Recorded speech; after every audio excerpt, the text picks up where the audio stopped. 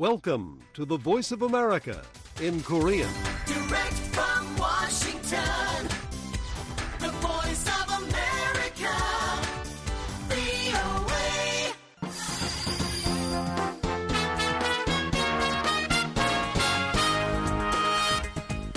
여러분 안녕하십니까? 여기는 미국의 수도 워싱턴에서 보내드리는 VOA 방송입니다. 지금부터 VOA 저녁 방송을 시작하겠습니다. VOA 방송은 매일 새벽 2시부터 3시까지, 그리고 매일 아침 4시부터 6시까지, 또 저녁 8시부터 자정까지 3차례 보내드립니다. VOA 방송은 객관적이고 공정하며 포괄적인 한반도와 미국 그리고 세계 소식과 함께 각종 정보와 교양, 오락 등 다양한 프로그램을 전해드리고 있습니다.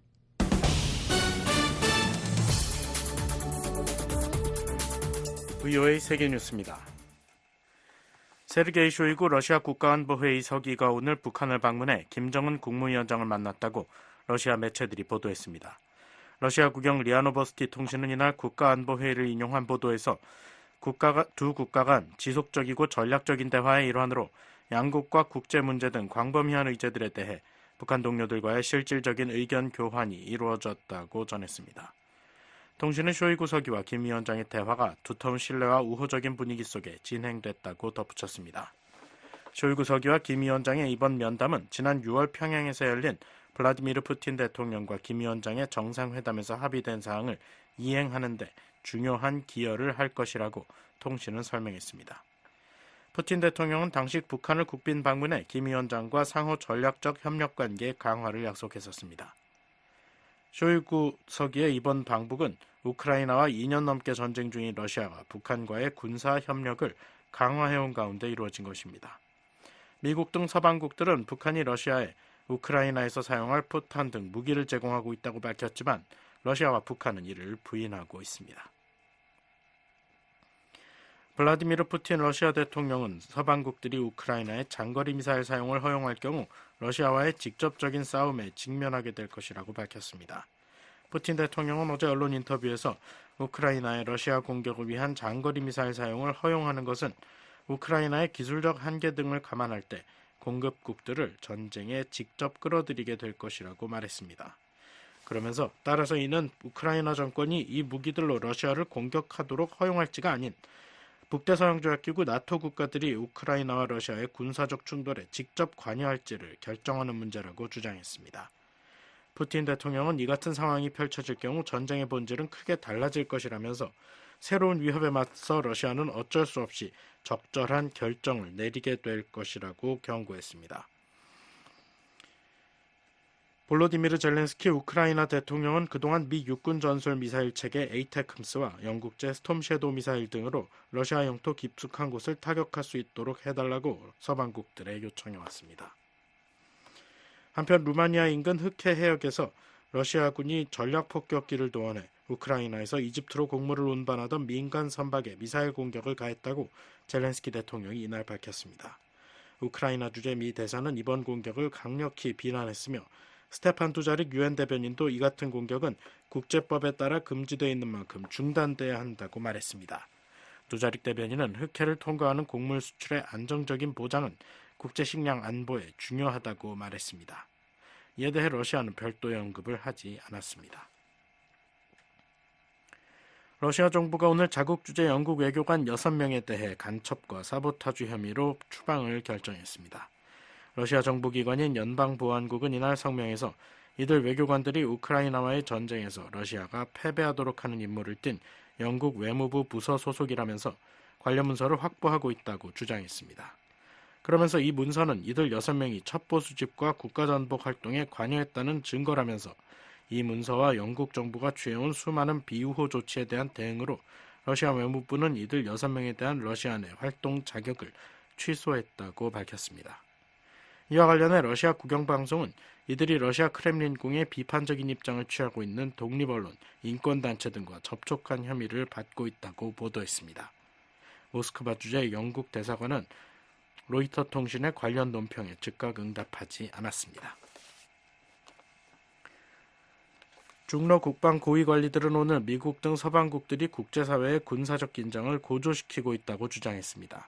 둥진 중국 국방부장은 이날 베이징에서 열린 군사 외교 분야 연례회의 향산 포럼에서 오만과 편견을 내려놓고 다른 나라의 내정에 간섭해서는 안 되며 그들의 권익을 침해해서도 안 된다며 미국 등 서방국들을 에둘러 비판했습니다. 그러면서 주요 국가들은 전 세계 안보를 지키는 데 앞장서고 제로섬식 사고방식을 버리고 작고 약한 나라들을 괴롭히는 일을 자제해야 한다고 강조했습니다. 포럼에 참석한 알렉산더 포민 러시아 국방부 부장관도 미국이 새 안보연합체를 만들어 아시아 지역에서 전쟁을 준비하며 중국과 러시아를 봉쇄하려 한다고 주장했습니다. 한편 미국 정부는 공동의 미래를 위한 평화 증진을 주제로 열린 이번 향산 포럼에 마이클 체이스 국방부 중국 타이완 몽골 담당 부차관보가 이끄는 대표단을 파견했습니다. VOA 세계뉴스 김시현입니다.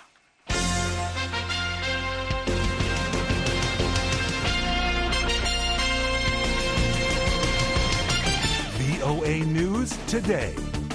여러분 안녕하십니까? 2024년 9월 13일 금요일 VOA 뉴스투데이 1부 시작하겠습니다. 진행의 김영교입니다. 이 시간에 보내드릴 주요 소식입니다. 북한이 핵탄두를 만드는 데 쓰이는 고농축 우라늄 제조시설을 처음 공개했습니다. 대통령 선거를 앞둔 미국의 북한 비핵화 포기와 핵 군축 협상을 압박하는 메시지라는 분석입니다. 미국과 리투아니아가 인도태평양 지역에 대한 고위급 대화를 개최하고 러시아의 북한제 탄도미사일 사용을 비판했습니다. 러시아의 우크라이나 침공을 지원하는 북한과 중국, 이란에 대한 대응 의지도 강조했습니다. 미국 민주당 대통령 후보인 카멀라 해리스 부통령과 공화당 후보인 도널드 트럼프 전 대통령은 북한에 대한 확연한 입장 차이를 보이고 있습니다. 트럼프 전 대통령은 김정은과의 개인적 친분을 기반으로 북한을 접근하고 있는 반면 해리스 부통령은 독재자와 맞설 것임을 분명히 하고 있다는 전문가들의 분석이 나옵니다. 내일 북한 날씨는 전 지역 흐리고 비 오겠습니다. 비는 오후에 대부분 그치겠습니다. 최저기온은 11에서 24도, 최고기온은 15에서 30도, 바다의 물결, 동해 앞바다 1.5에서 2.5m, 서해 앞바다 0.5에서 1m 일겠습니다. 첫 소식입니다. 북한이 핵탄두를 만드는 데 쓰이는 고농축 우라늄 제조시설을 처음 공개했습니다. 대통령 선거를 앞둔 미국의 북한 비핵화 포기와 핵 군축 협상을 압박하는 메시지라는 분석입니다. 서울의 김한용 기자 연결해 자세한 내용 알아보겠습니다. 김한용 기자. 네, 서울입니다. 네. 김정은 북한 국무위원장이 우라늄 농축 기지를 시찰했다고요? 네, 북한 대외관용 조선중앙통신과 노동당 기관지 노동신문은 김정은 위원장이 핵무기 연구소와 무기급 핵물질 생산시설을 현지 지도하고 무기급 핵물질 생산을 늘리기 위한 중요 과업을 제시했다고 13일 보도했습니다. 북한 매체들에 따르면 김 위원장은 현지에서 우라늄 농축기지 조종실을 돌아보며 정말 이곳은 보기만 해도 힘이 난다면서 핵물질 생산을 줄기차게 벌여나가고 있다는 보고를 받고 커다란 만족을 표시했습니다. 김 위원장은 원심 분리기 대수를 더 많이 늘리는 것과 함께 원심 분리기의 개별 분리능을 더욱 높이라며 이미 완성 단계에 이른 신형 원심 분리기 도입 사업도 계획대로 내밀어 무기급 핵물질 생산 토대를 한층 강화하라고 지시했습니다. 북한은 2010년 핵물리학자인 미국의 지그프리드 해커 박사를 초청해 평안북도 영변 핵시설 내 우라늄 농축시설을 보여준 바 있지만 이를 대회에 직접 공개한 건 처음입니다. 북한 매체 실련 사진을 보면 최신식 시설 안에 무기급 HEU를 얻는 데 사용되는 원심 분리기와 연속 농축을 위해 원심 분리기 다수를 연결한 캐스케이드가 빈틈없이 꽉 찬 모습입니다. 네. 김 기자, 김 위원장이 이번에 방문한 시설이 어디인지 확인이 되나요? 북한은 해당 시설이 어딘지 공개하지 않았지만 한국에선 영변이나 강선 또는 제3의 장소 중 한 곳이라는 관측이 나옵니다. 김 위원장이 핵무기 현행 생산을 위해 능력 확장을 진행하고 있는 공사 현장을 돌아봤다고 전한 조선중앙통신 보도 때문에 강선일 가능성이 제기됩니다. 국제원자력기구는 지난달 발표한 보고서를 통해 올 2월 시작된 강선단지 본관 서남 측의 결관 공사가 4월 초 완료돼 사용할 수 있는 면적이 확장도 했고 5월엔 인접한 건물의 개축 공사도 진행됐다고 밝힌 바 있습니다. 그렇다면 북한이 이번에 전격적으로 이 생산기지를 공개한 의도는 뭘까요? 김 위원장은 현지 지도를 통해 미제를 괴수로 하는 추종 세력이 공화국을 반대해 감행하는 핵 위협 책동은 더 노골화되고 위험 한계를 넘어서고 있다며 핵무력을 중심으로 한 국방력 강화는 미국과 대응하고 견제해야 하는 우리 혁명의 특수성이라고 강조해 이번 행보가 미국을 겨냥한 것임을 분명히 했습니다. 전문가들은 북한이 오랫동안 은밀하게 관리해온 시설을 공개한 것은 미국 대선을 50여일 앞두고 자신의 존재감을 과시하는 한편 추후 대미 협상 과정에서 몸값을 올리기 위한 의도라는 분석을 내놓고 있습니다. 서울대 통일평화연구원 장용석 박사입니다. 바이든식의 제재, 군사적 압박에 의존하는 정책은 결국 무용하다는 것을 시위한 게 아닌가 싶은 생각이 들고, 그런 의미에서 보면 대북 정책 실패를 미국 대선 과정에서 한 번 더 확인해주고 싶어하는 욕구, 그런 생각이 들죠. 북한의 고농축 우라늄 생산 시설은 미국 하노이 정상회담이 결렬된 주 원인으로도 알려져 있지 않습니까? 그런 의미에서 김 위원장의 이번 행보가 던지는 메시지가 있다고 볼 수 있을까요? 네, 그렇습니다. 지난 2019년 하노이 미국 정상회담에서 당시 도널드 트럼프 미국 대통령은 영변 핵시설 폐기에 플러스 알파를 제시하며 강선 단지도 포기할 것을 김 위원장에게 요구했지만 김 위원장이 해당 핵시설 존재 자체를 부인하면서 회담이 결렬됐습니다. 핵탄두 제조에 필요한 핵물질엔 HEU와 플루토늄이 있는데요. 북한은 최근에 영변 원자로에서 소량으로 생산하는 플루토늄보다 지하에서 은밀하게 대량으로 만들 수 있는 HEU에 대한 의존도를 훨씬 높이고 있는 것으로 전해졌습니다. 김 위원장은 현지 지도에서 핵 병기들을 기하급수적으로 늘리자면 지금 성과에 자만하지 말고 원심 분리기 대수를 더 많이 늘려야 한다고 지시하기도 했습니다. 박원곤 이화여대 북한학과 교수는 북한이 생산시설 검증이 어려운 HEU에 대한 대량 생산 의지를 과시하면서 미국의 군축 협상을 압박하고 있는 것이라고 분석했습니다. HU로 넘어가면은 이게 사실은 찾기가 어렵고, 만약 협상이 시작이 돼서 일정 수준 동결이 된다 하더라도 나중에 검증하는 데 숨길 수가 있기 때문에 그런 실질적 기술적 어려움까지도 다 집어넣고 얘기를 하고 있다. 그렇게 볼 수 있는 거겠죠. 네, HEU, 그러니까 고농축 우라늄 생산의 열쇠는 원심 분리기인데요. 이번에 공개된 원심 분리기에 대해서는 어떤 평가가 나옵니까? 원심 분리기는 고속 회전에 따른 원심력을 이용해 핵폭탄에 필요한 고농축 우라늄을 만드는 장치입니다.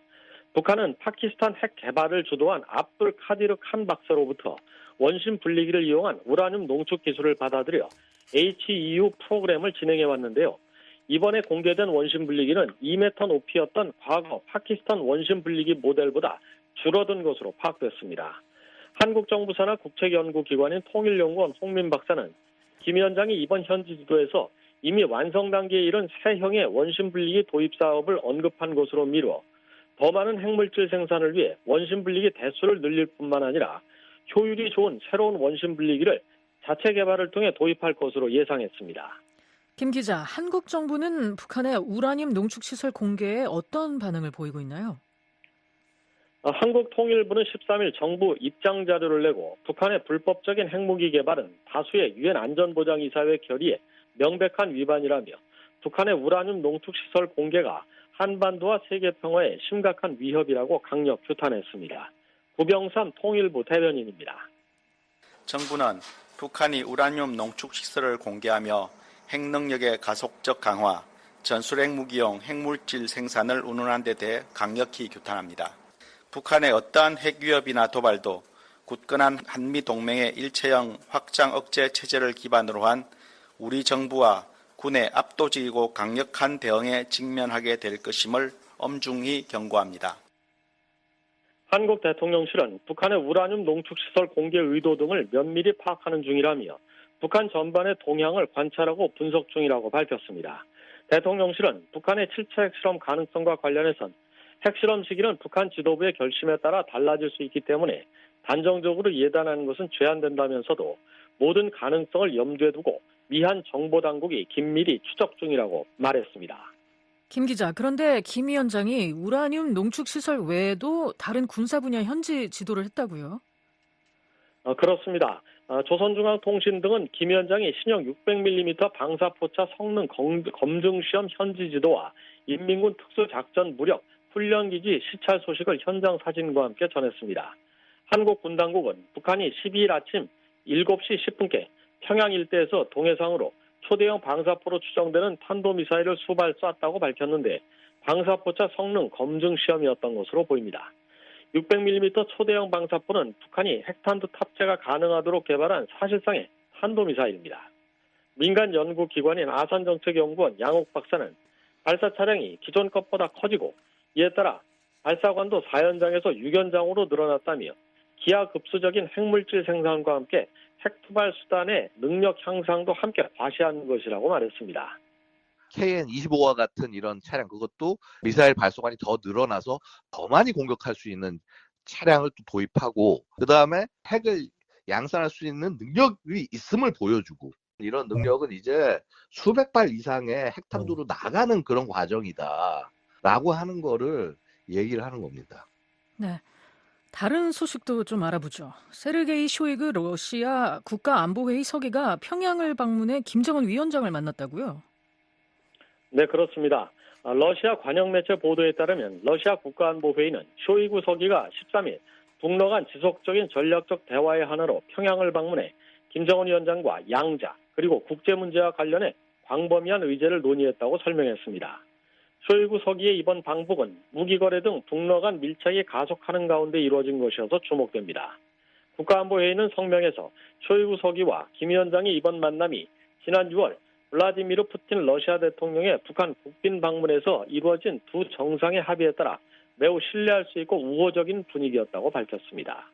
그러면서 이번 만남이 지난 6월 북러가 체결한 포괄적 전략적 동반자 관계 조약을 이행하는 데 중요한 기여를 할 것이라고 기대했습니다. 푸틴 대통령은 지난 6월 평양 정상회담에서 김 위원장에게 모스크바 방문을 초청한 바 있어 쇼이구 서기가 이번에 김 위원장의 러시아 방문을 논의했을 가능성도 제기됩니다. 최선희 북한 외무상의 방러 이야기도 나온다고요? 네. 한국 국가정보원과 외교부는 최선희 외무상이 러시아를 방문할 동향이 있어 예의주시하고 있다고 13일 밝혔습니다. 최 외무상이 러시아를 찾는다면 지난 1월 러시아에서 푸틴 대통령을 만난 지 8개월 만입니다. 이번 방문을 계기로 최 외무상은 18일에서 28일까지 러시아 상트페테르부르크에서 열리는 제4차 유라시아 여성 포럼과 브라질과 러시아, 인도, 중국, 남아공의 경제협력체인 브릭스 여성 포럼에 참석할 것으로 보입니다. 서울에서 VOA 뉴스 김환용입니다.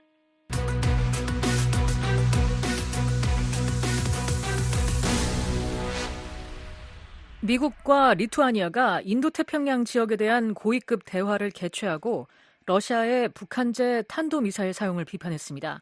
러시아의 우크라이나 침공을 지원하는 북한과 중국, 이란에 대한 대응 의지도 강조했습니다. 함지아 기자가 보도합니다. 미국과 리투아니아가 제4차 인도태평양 전략 대화를 개최하고 북한과 중국이 영내에 제기하는 위협에 대한 대응 방안을 논의했습니다. 커트 캠벨 국무부 부장관과 가브리엘리우스 란츠베르기스 리투아니아 외무장관은 12일 리투아니아 빌뉴스에서 열린 회의 후 발표한 공동성명에서 양측은 북한의 지속적인 대러시아 무기 수출과 우크라이나에 대한 러시아의 북한 탄도미사일 사용을 강력히 규탄했다고 밝혔습니다. 또한 중국의 경제적 강압에 대응하기 위한 지속적인 협력을 거듭 강조했으며 캠벨 부장관은 부당한 중국의 정치적, 경제적 압력에 저항하는 리투아니아의 결의를 높이 평가했다고 덧붙였습니다. 공동성명은 양측이 러시아의 침략에 맞서는 우크라이나에 대한 변함없는 지지를 표명했다면서 러시아의 방위산업 기반을 다각적으로 지원하는 방식으로 러시아의 우크라이나 침공을 지속되도록 하는 데 대한 중국, 북한, 이란의 역할에 대해서도 논의했다고 확인했습니다. 이어 양측은 중국의 지속적인 악의적 사이버 및 하이브리드 활동이 대서양 안보에 미치는 위협에 대해서도 논의했다고 밝혔습니다. 아울러 러시아와 중국의 전략적 파트너십이 심화되고 규칙에 기반한 국제 질서를 약화시키고 재편하려는 시도는 여전히 심각한 우려사항이라고 강조했습니다. 공동성명에 따르면 이날 양측은 중국 문제에도 집중했습니다. 특히 양측이 남중국해에서 중국의 도발적이고 불안정하며 위협적인 활동에 우려를 표명했다고 공동성명은 전했습니다. 아울러 타이완 해협에서 평화와 안정을 유지하는 것이 중요하다는 점을 강조하고 무력이나 강압에 의한 일방적인 현상 변경 시도에 반대한다는 입장도 표명했다고 덧붙였습니다. 미국은 유럽 나라들과 인도태평양 지역을 주제로 한 고위급 대화를 활발히 하고 있습니다. 캠벨 부장관은 9일부터 이틀간 스테파노 사니노 유럽 대외관계청 사무총장과 미 EU 제6차 인도태평양 고위급 협의를 개최하고 북한과 중국 문제를 논의했습니다. 또 미국은 북대서양 조약기구 나토를 통해서도 인도태평양과 유럽의 안보 협력을 강화하고 있습니다. 지난 7월 워싱턴에서 열린 나토 정상회의에는 한국과 일본, 호주, 뉴질랜드 등 영내 주요 국가들이 참여하기도 했습니다. 반면 북한과 중국은 유럽과 인도태평양 나라 간 안보 협력에 대해 노골적으로 불만을 표시하고 있습니다. 앞서 북한 외무성 군축 및 평화연구소는 지난달 24일 극단적 패권 야망에 뿌리를 둔 전쟁 동맹이라는 제목의 백서를 내고 나토가 미국이 주도하는 세계 최대 전쟁 동맹이라고 비난했습니다. 또 중국 정부는 지난 7월 나토 정상들이 발표한 워싱턴 정상선언에 대해 아시아 태평양 지역의 긴장 국면을 과장하고 냉전적 사고와 호전적 발언으로 가득 차 있다고 주장했습니다. VOA 뉴스 함지아입니다. 북한이 탄도미사일을 발사한 데 대해 캐나다와 유럽연합, 우크라이나 등 국제사회의 비난이 이어지고 있습니다. 영국은 북한의 도발을 멈추고 국제사회의 대화 제의를 받아들일 것을 촉구했습니다. 안소영 기자가 보도합니다. 캐나다가 12일 최근 북한의 탄도미사일 발사는 한반도의 평화와 안정을 심각하게 위협한다고 밝혔습니다. 캐나다 외무부 대변인실은 이날 북한이 동해상으로 단거리 탄도미사일 수발을 발사한 것과 관련한 VOA의 논평 요청에 이같이 말했습니다. 그러면서 캐나다는 북한의 이런 행동을 규탄하며 국제 파트너와 함께 북한의 유엔 안보리 결의에 따른 의무를 준수할 것을 촉구한다고 강조했습니다. 유럽연합의 나빌라 마스랄리 대외관계청 대변인은 이날 사회연결망 서비스 X를 통해 이유는 여러 발의 북한의 탄도미사일 발사를 규탄한다면서 이는 한반도의 긴장을 고조시키고 위험을 높인다고 지적했습니다. 그러면서 우리는 북한이 유엔 안보리 결의 위반을 중단하고 주요 당사국들의 대화 제의를 받아들일 것을 촉구한다고 덧붙였습니다. 우크라이나 외무부는 이날 성명을 내고 9월 12일 북한의 탄도미사일 발사를 강력하게 규탄한다고 밝혔습니다. 이어 북한의 또 다른 도발은 한반도와 전 세계의 평화 및 안정에 대한 직접적인 위협이라고 지적했습니다. 아울러 북한은 국제 제재 체제를 위반하며 침략국인 러시아에 군사 지원을 제공하는 등 노골적인 불안정화 행보를 이어가고 있다고 비난했습니다. 또한 북한의 무책임한 행동은 국제법 규범을 위반하고 영내 안보 상황을 약화시킬 심각한 위협이 되고 있다고 덧붙였습니다. 그러면서 우크라이나는 북한의 추가 미사일 프로그램 개발을 막고 북한이 공격적인 행동을 포기하도록 국제사회가 강력한 대북 제재 압박을 가할 것을 촉구한다고 강조했습니다.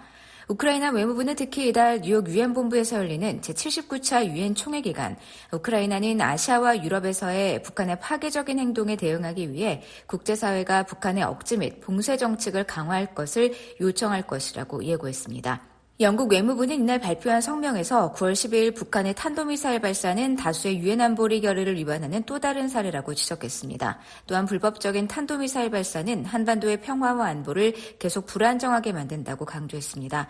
그러면서 영국은 북한이 이 같은 도발을 중단하고 의미 있는 외교에 참여하며 대화 제의를 받아들일 것을 강력히 촉구한다고 덧붙였습니다.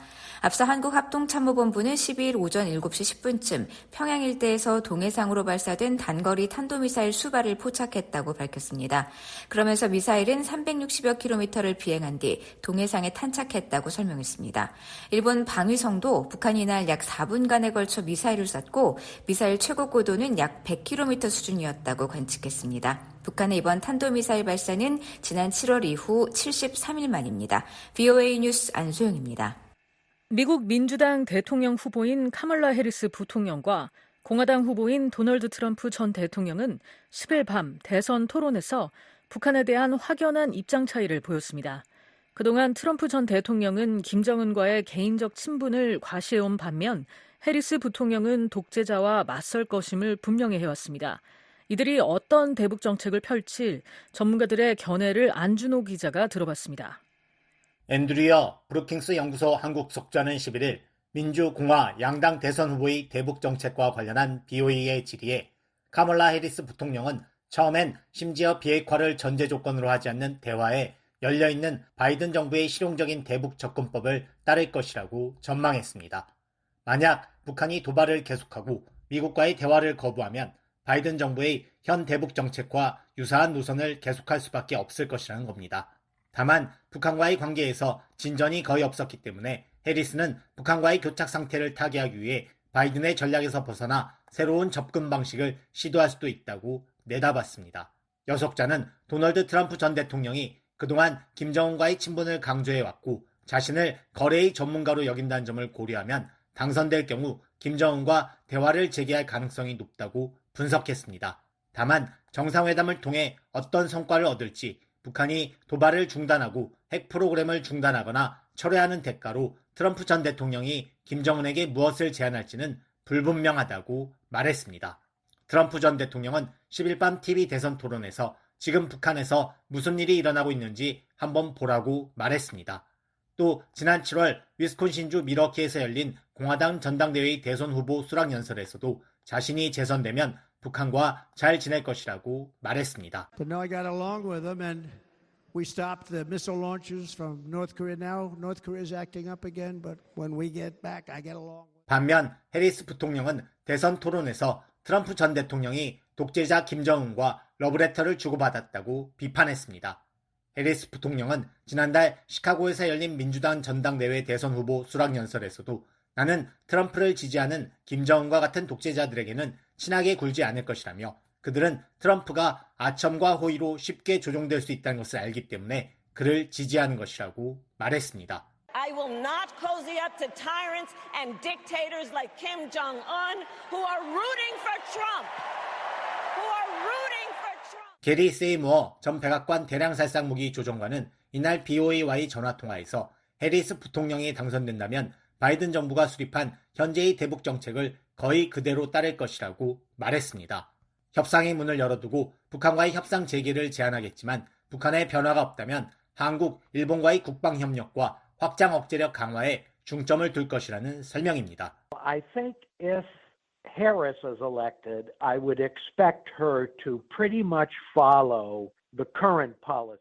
세이모어 전 조정관은 트럼프 전 대통령이 당선된다면 그의 대북 정책이 어떻게 될지는 훨씬 더 불확실할 것이라고 말했습니다. 그는 트럼프 전 대통령이 김정은과 다시 만난다면 어떤 종류의 합의를 이룰 수 있을지 알 수 없다며 어떤 합의든 큰 정책적 변화가 될 가능성이 있지만 현재로서는 트럼프 전 대통령이 대북 정책을 예측하는 것은 시기상조라고 말했습니다.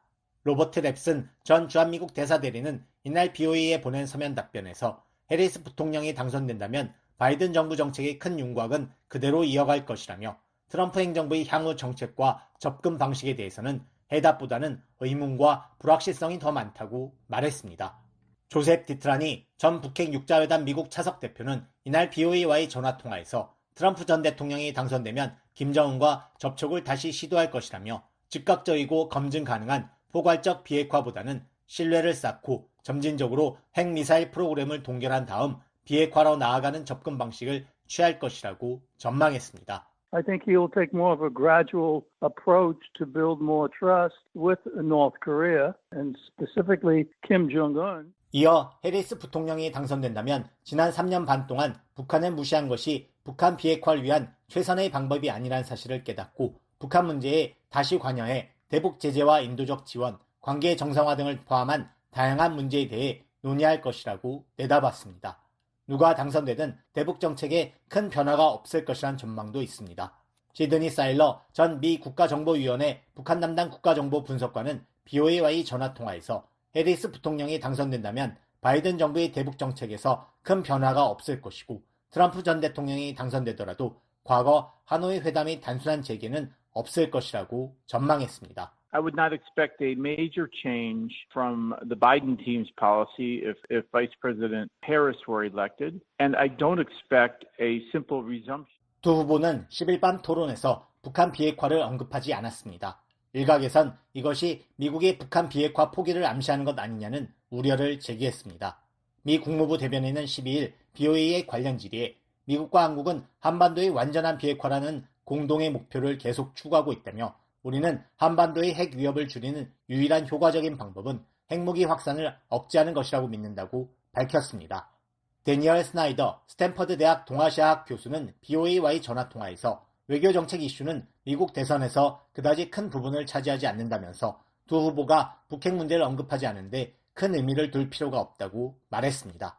스나이더 교수는 그러나 해리스 정부는 북한 비핵화 목표를 절대 포기하지 않겠지만 트럼프 정부 2기에선 북한을 핵 보유국으로 인정할 가능성이 있다고 주장했습니다. I think he's perfectly willing to basically de facto accept North Korea as a nuclear weapons state. 그러나 트럼프 정부 일기 백악관 국가안보회의 비서실장을 지낸 프레드 플라이츠 미국 우선주의 정책연구소 부소장은 지난 3월 워싱턴 톡에 출연해 김정은은 싱가포르 정상회담에서 처음으로 비핵화에 동의했고 이것은 역사적인 일이었다고 말했습니다. Kim Jong-un agreed for the first time at the Singapore summit to denuclearize. This was historic, and I believe President Trump, if he is elected again, will try to hold Kim to that. 플라이츠 전 실장은 트럼프 대통령이 당선된다면 김정은이 그 약속을 지키도록 할 것이고 완전한 비핵화를 추진할 것이라고 말했습니다. BOA 뉴스 안준호입니다. 제재 대상인 북한 선박이 또다시 중국 항구에 입항했습니다. 유엔 결의에 따라 억류돼야 할 선박이 제약 없이 중국을 오가며 제재의 실효성에 의문을 던지고 있습니다. 한지아 기자가 보도합니다. 북한 선박 갈마호가 중국 산둥성 룽커우항에서 포착됐습니다. 선박의 위치정보 서비스 마린 트래픽에 따르면 갈마호는 한반도 시각 11일 오후 3시 40분경 북한 남포 해상을 출발해 약 하루 만인 12일 오후 2시경 룽커우항 개선 장소에 도착했습니다. 이후 선박 자동 식별 장치를 끈 듯 13일 새벽 현재까지 위치 정보가 파악되지 않고 있습니다. 갈마호가 마지막으로 위치를 발신한 장소는 항구 입항을 위해 대기하는 개선 장소입니다. 현재 이곳에는 갈마호를 포함해 5척의 북한 선박이 대기 중입니다. 얼마 전까지 이곳에 있던 북한 선박 부양 5호는 이미 룽커우항에 접안한 상태입니다. 따라서 갈마호도 곧 부두에 접안할 것으로 예상됩니다. 문제는 갈마호가 유엔 안보리의 자산 동결 대상, 즉 제재 대상이란 점입니다. 유엔 안보리는 2018년 북한의 운송회사 평천 쉬핑 앤 마린을 제재하며 이 회사 소유의 갈마호에 대해 자산 동결을 명령했습니다. 이로 인해 갈마호는 다른 나라 항구에 입항할 수 없고 입항하더라도 즉시 억류돼야 합니다. 하지만 갈마호는 지난 6월 30일 룽커우항 부두에 접안 기록이 있으며 그 당시에도 중국 당국은 아무런 조치 없이 갈마호가 북한으로 돌아가도록 허용한 사실이 확인됐습니다. 이번에도 갈마호는 룽커우항에 도착해 또다시 부두 접안을 앞두고 있는 상황입니다. 유엔 안보리 대북제재위원회 전문가 패널에서 활동한 닐 와츠 전 위원은 당시 BOA와의 전화통화에서 자산 동결 대상 선박은 제재 지정 선박으로 압류돼야 한다고 지적한 바 있습니다. A vessel subject to asset freeze, a designated vessel, should be seized.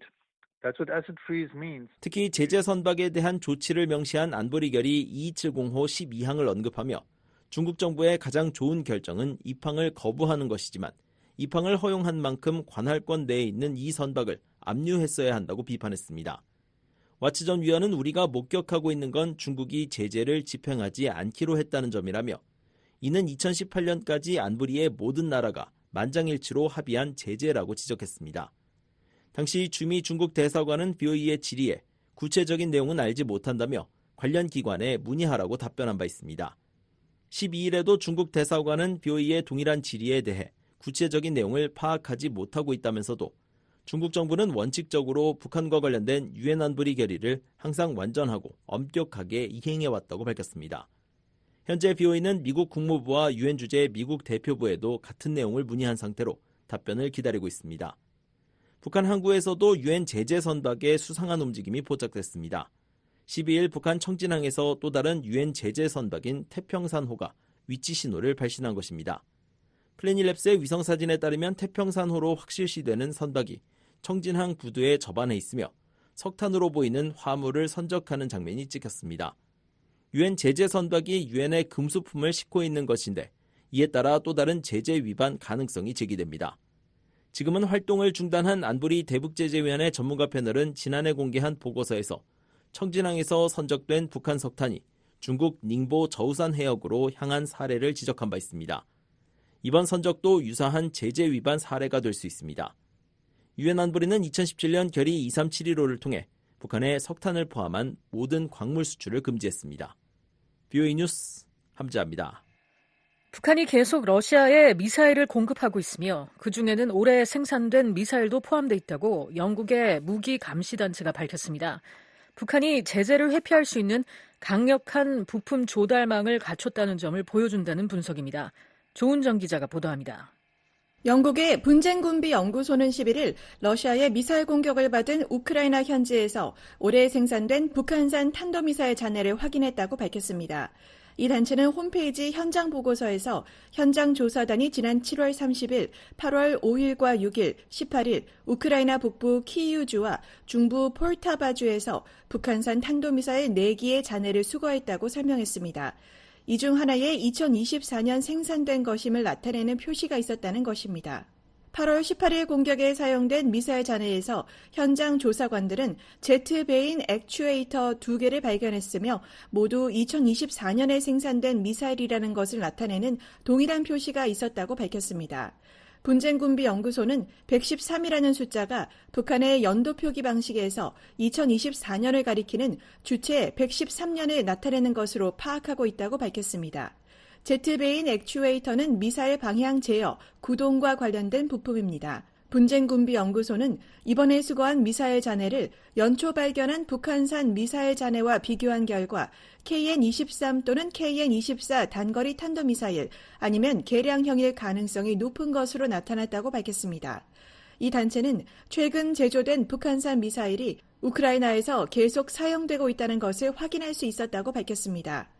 또 미사일 잔해에서 2023년과 2024년에 생산된 부품이 발견된 것은 북한이 탄도미사일 프로그램을 위한 강력한 조달망을 갖추고 있으며 거의 20년 동안 유지된 다자제재 체제를 회피할 수 있다는 것을 보여준다고 평가했습니다.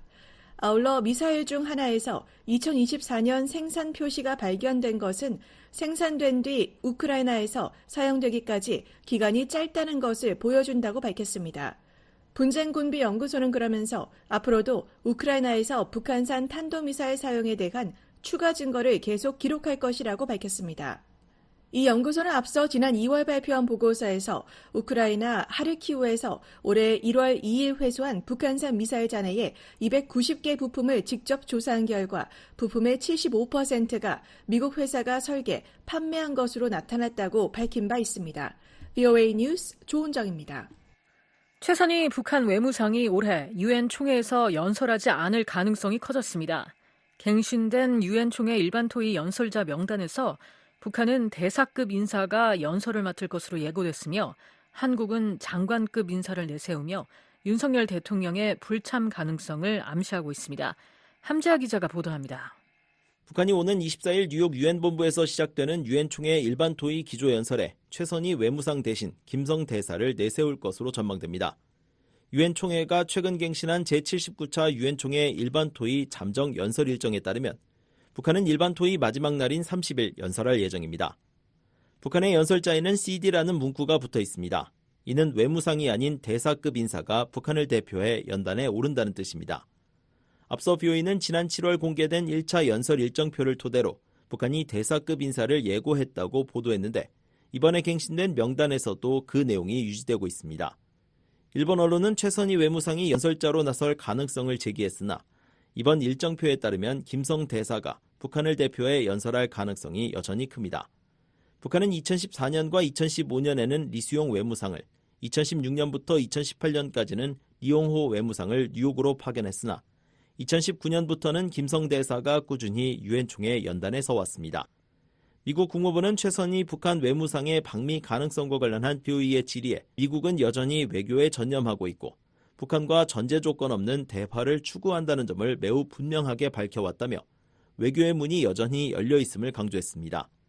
또한 대량 살상 무기와 미사일 문제와는 별개로 인도주의적 문제에 대해서는 협력할 준비가 돼 있다고 덧붙였습니다. 한국의 경우 유엔 총회 연설자로 장관급 인사를 내세운 것으로 확인됐습니다. 연설 일정에 따르면 한국은 일반 토의 마지막 날인 30일 오전 11번째 순서로 연설하며 명단에는 장관급을 뜻하는 M이 표기됐습니다.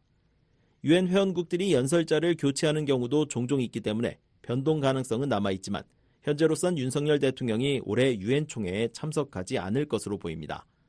당초 한국은 정상급 인사를 연설자로 예고하며 연설 순서도 24일로 잡혀 있었으나 장관급 인사로 교체되면서 연설 일정도 6일 뒤로 밀렸습니다. 한국 외교부 관계자는 윤석열 대통령의 유엔 연설 여부와 관련한 BOE의 질의에 즉답을 피한 채 참석 수준을 검토 중이라고 답했습니다. 윤 대통령은 취임 첫 해인 2022년과 이듬해인 2023년 연속으로 유엔 총회에서 연설했습니다. 한국이 대통령이 아닌 장관급 인사를 유엔에 파견한다면 2016년 71차 유엔 총회 이후 8년 만입니다. 당시 박근혜 정부는 윤병세 외교부 장관을 연설자로 내세웠습니다. 유엔 총회는 매년 9월 새로운 회기가 시작된 뒤 각국 정상과 외교장관, 대사들이 기조연설을 하는 일반 토의 행사를 개최합니다. 국가별로 강조하고 싶은 메시지를 세계에 전달할 수 있는 중요한 무대입니다. 조 바이든 미국 대통령은 관례에 따라 24일 브라질 대통령에 이어 두 번째로 연설할 예정입니다. 일본은 26일 오후에, 중국과 러시아는 28일 오전에 각각 부총리와 장관급 인사를 연설자로 내세워 연설을 진행할 계획입니다. BOE 뉴스 함지아입니다.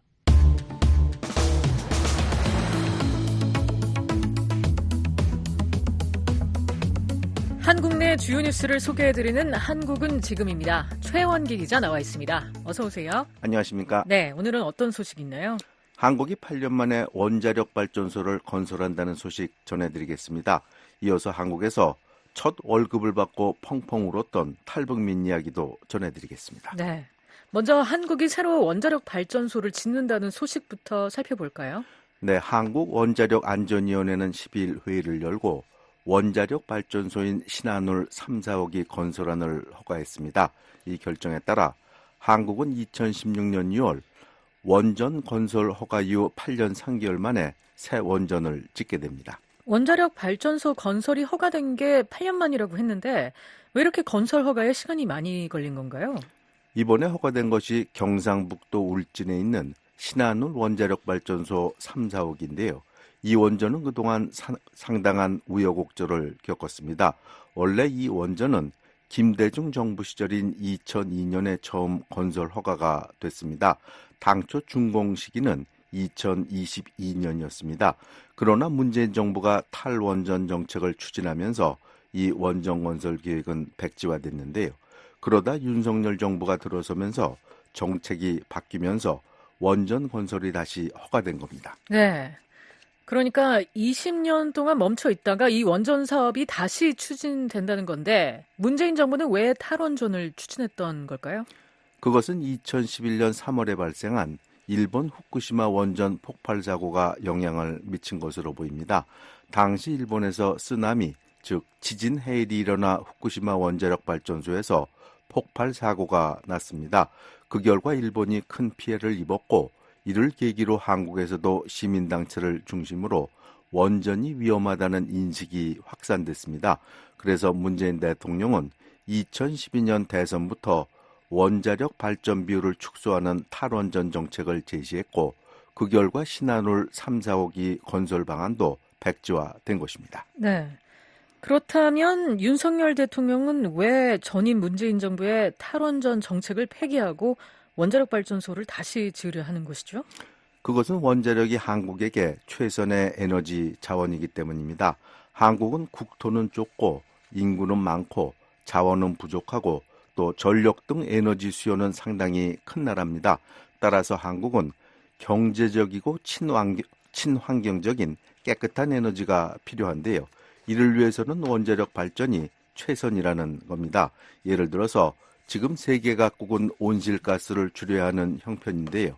원자력 발전은 석탄 발전에 비해 약 68배 적은 온실가스를 배출하는 것으로 나타났습니다. 경제적 측면, 그러니까 발전 단가 측면에서 보면 원전은 어떻습니까? 발전 단가 면에서도 원전이 경제적입니다. 전기는 어차피 석탄, 석유, 원자력 같은 에너지를 태워서 터빈을 돌려야 생산되는데요. 석탄과 비교하면 원전의 발전 단가가 17배나 저렴합니다. 좀 더 구체적으로 설명을 드리면 원자력 발전의 연료비 단가는 킬로와트당 6.4원으로 무연탄, 액화천연가스, 유류 중 가장 저렴합니다. 네, 그러니까 한마디로 원자력 발전이 싸고 깨끗할 수 있다는 얘기인데 그럼 이번에 경상북도 울진에 지어질 새 원전은 언제쯤 완공이 될까요? 네, 신한울 3, 4호기는 전기 출력 1,400메가와트 용량의 가압 경수로용 원전인데요. 앞으로 약 11조 원의 자금이 투입돼 2033년까지 완공될 예정입니다. 네, 전에는 원전을 짓는다고 하면 주민들이 반대하는 시위를 벌이곤 했거든요. 지금 울진 현지 분위기는 어떻습니까? 울진 지역 주민들은 이번 원전 허가를 대체로 환영하고 있습니다. 무엇보다 원전 같은 대규모 건설 사업이 추진됨으로써 경제활동이 늘어나고 일자리도 창출될 것으로 지역사회는 기대하고 있습니다. 네, 울진 3, 4호기 외에도 새로운 원전도 추진되겠죠? 그렇습니다. 현재 한국은 원자력발전소 26기를 운영하고 있는데요. 건설 막바지인 세울 3, 4호기와 건설이 곧 시작될 신한울 3, 4호기까지 완성되면 총 30기의 원전이 가동될 전망입니다. 이 밖에도 한국 정부는 2038년까지 최대 3개의 원전을 새로 건설하고 2035년부터는 소형 모듈 원자로도 건설할 예정입니다. 네, 다음 소식으로 가보겠습니다. 한국에서 첫 월급을 받고 펑펑 울었던 탈북민이 있다고요? 네, 이 이야기는 지난 3월 탈북민 전주영 씨가 또 다른 탈북민 이유미 씨가 운영하는 인터넷 유튜버 채널 유미카에 나와서 털어놓은 이야기인데요. 최근 이야기는 신문과 유튜브 등에 퍼지면서 화제가 되고 있습니다. 네, 이 이야기의 주인공인 전주영 씨 고향은 어딘가요? 네, 영상에 따르면 탈북민 전주영 씨는 한경남도 함흥이 고향이고요. 지난 2005년 7월에 혼자 북한에서 한국으로 왔다고 합니다.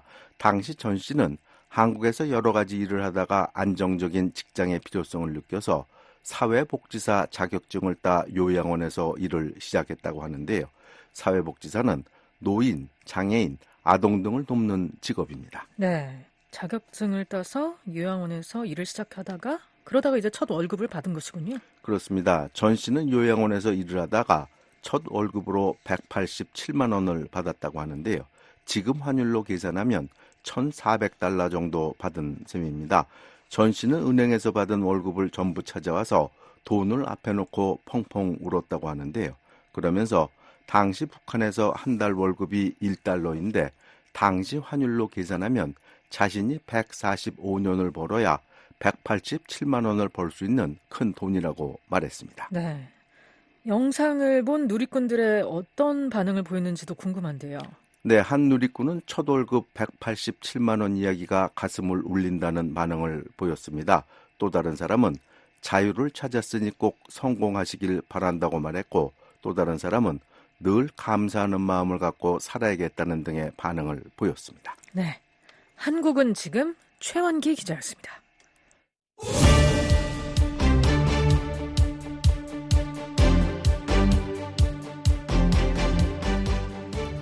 최근 미국 미디어에 등장한 주요 한반도 관련 기사들을 간추려드리는 코리아 인더 뉴스입니다. 노시찬 기자와 함께합니다. 안녕하세요. 안녕하십니까? 네, 지난 한 주 남짓한 기간 동안 미국 신문 또 방송에는 북한 관련 기사들이 참 많이 등장한 것 같은데요. 네. 가장 최근의 기사로는 김정은 국무위원장이 핵무기 연구소와 무기급 핵물질을 생산하는 시설을 현지 지도했다는 기사들이 실려있네요. 네. 뉴욕타임스, 워싱턴 포스트 등 여러 신문, 통신, 주간지 등이 이 소식을 전하고 있는데요. 뉴욕타임스 보도 내용으로 살펴보겠습니다. 이 신문은 조선중앙통신 보도를 인용해 김 위원장이 시설을 살펴보는 사진을 찍고 이로써 북한이 처음으로 무기급 우라늄 생산 시설을 외부에 드러냈다고 보도했습니다. 이 신문은 또 그 같은 공개가 11월 미국 대선을 앞두고 있었다는 점에도 주목하고 있습니다.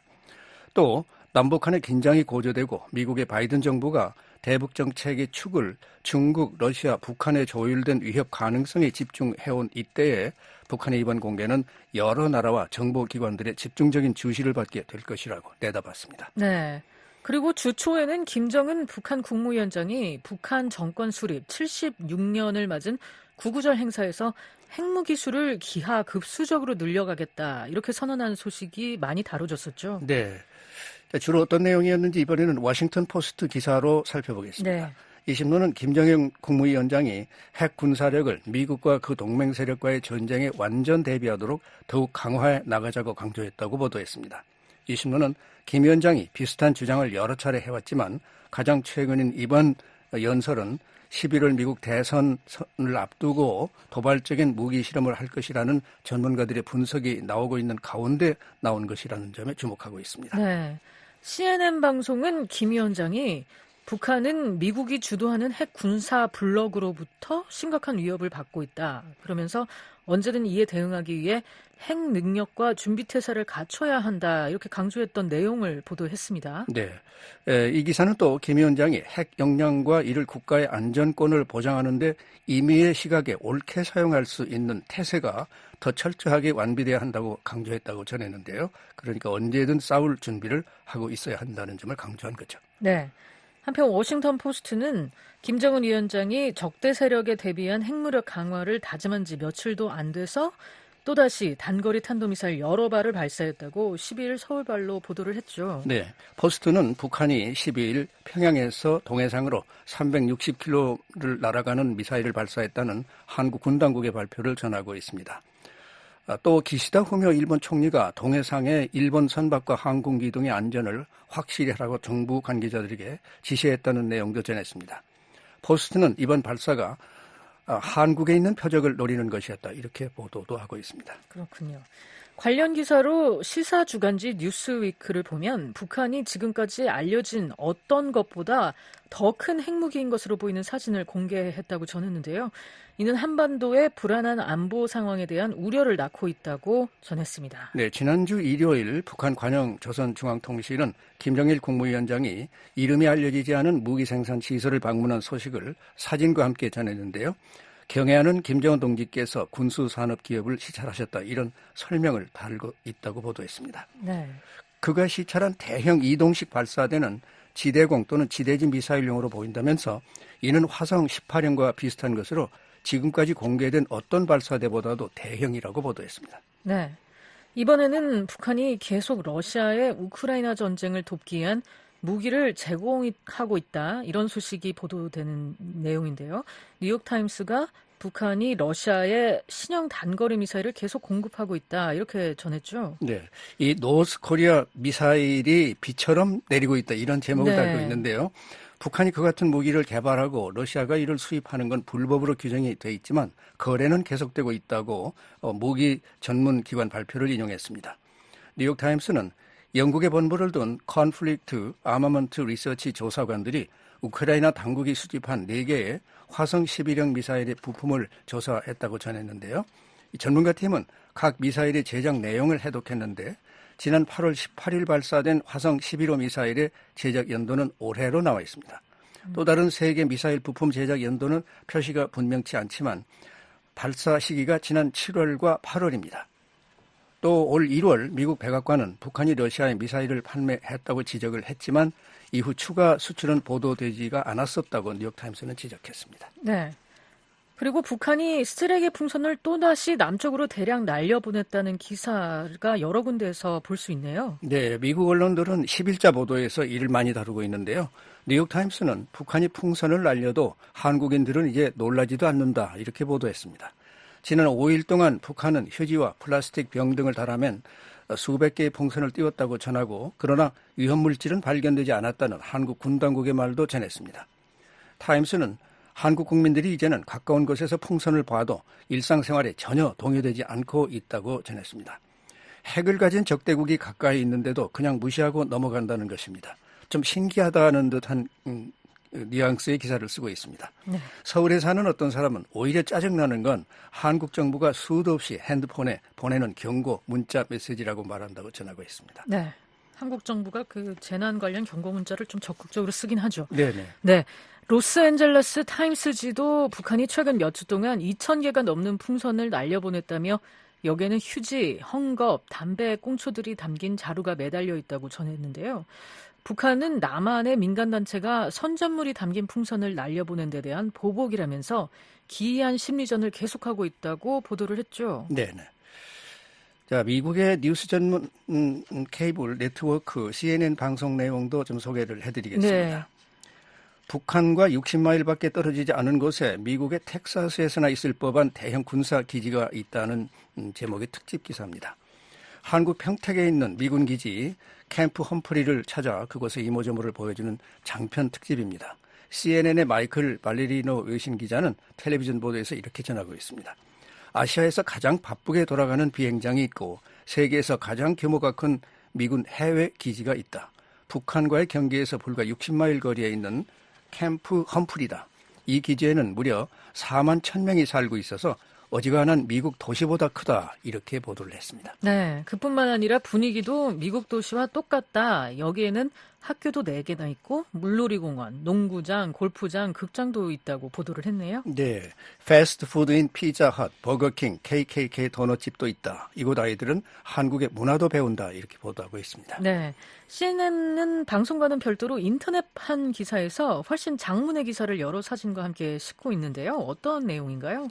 이곳은 2018년 서울 용산에 있던 유엔군 사령부와 미군 사령부를 옮겨온 것인데 이곳으로 확장 이동한 비용은 108억 달러가 들어갔는데 그중에 90%는 한국이 지원한 것이다라고 했습니다. 네. 북한의 최대 공격 대상으로 지목이 되고 있으면 말할 것도 없지만 이 기지는 미한 동맹의 중심축이고 동북아시아에는 전쟁을 억제하는 존재라는 메시지를 주는 것이라는 지휘관의 말도 전하고 있습니다. 미국의 통치령인 괌도 2,000마일이나 떨어져 있는 곳이지만 캠프 험프리는 워낙 미국과 비슷해서 여기 있는 많은 병사들과 그 가족들은 타국에 와 있다는 느낌을 거의 받지 않고 있다고 전하고 있습니다. 네. 그리고 최근 미국 언론들이 남북한 모두 인구 문제에 대한 기사를 싣고 있어서 관심을 끄는데요. 남한 측, 한국 측의 인구 변동에 대해서는 여러 신문이 그동안 보도를 해왔는데 시사주간지 뉴스위크는 북한의 출산 관련 기사를 실었어요. 네. 뉴스위크는 12일자 최근호에서 북한이 출산율을 높이기 위해서 낙태 시술을 하거나 피임약을 주는 의사를 처벌한다는 내용입니다. 워싱턴에서 방송되는 자유아시아 방송 RFA를 인용한 기사인데요. 네. RFA는 익명을 요구한 소식통을 인용하고 중국과 접경하고 있는 양강도 백암군 병원의 산부인과 과장이 집에서 낙태 수술을 한 혐의로 재판에 넘겨져 5년 징역형을 받았다는 것입니다. 수술을 받은 산모는 사망했다고 합니다. 네. 같은 양강도의 운흥군 의사 한 명도 3년형을 받았습니다. 이들 의사들은 하루에 많을 때는 3차례씩이나 비밀리에 낙태 수술을 했는데 한 건당 미화 33달러 정도를 받았다고 합니다. 이 33달러는 북한 직장인 한 달 월급에 해당하고요. 네. 쌀 4.5kg을 살 수 있는 금액입니다. 보통 산부인과 의사들은 적발을 피하기 위해서 산모의 집에 가서 시술을 하는데 이들 두 의사는 자기들 집에 의료기기를 갖추고 수술을 했다고 합니다. 뉴스위크는 인구의 현 수준 유지를 위해서는 여성 한 명당 2.1명이 태어나야 하는데 북한의 출산율은 1.8명으로 떨어졌다고 유엔 인구기금의 추산도 인용 보도했습니다. 네. 월스트리트 저널은 출산율이 세계에서 가장 낮은 한국에서 이제는 애완견을 태우고 다니는 견모차인가요? 개모차 판매가 네. 하늘 높은 줄 모르고 치솟고 있다. 이런 보도를 했습니다. 내용도 소개해 주시죠. 예, 지난해 한국에서는 처음으로 애완견용 유모차, 그러니까 개모차라고 부른다고 하죠. 네. 이 개모차 판매가 아기용 유모차 판매 수를 앞섰다고 합니다. 한국의 대형 온라인 기업 G마켓이 발표한 것이라고 하는데요. 네. 이런 추세는 올해도 계속 이어지고 있다고 전했습니다. 미국을 포함해서 경제가 발전한 여러 나라에서는 사람들이 애완동물에게 화려한 생일 파티도 해주고 고급 거처도 따로 마련해주고 개인 비행기로 여행까지 시켜주고요. 자식처럼 떠받들고 있다고 이 신문 보도합니다. 네.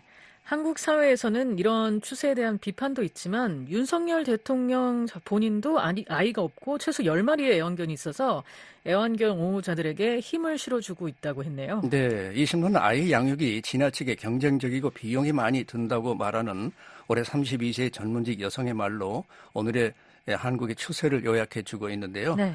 이 여성은 살구라는 이름의 애완견을 갖고 있는데 겨울에는 전기담요로 여름에는 얼음팩으로 채운 견모차에 개를 태우고 다닌다고 합니다. 그런데 만약에 아이가 있다면 그렇게 보살필 수 없을 것 같아서 아이 갖는 것을 주저한다고 털어놓고 있다는 것입니다. 그렇군요. 지금까지 코리아 인더 뉴스였습니다. VOA 뉴스투데이 1부 보내드렸습니다. 잠시 후에는 VOA 세계뉴스 뉴스투데이 2부가 방송되겠습니다.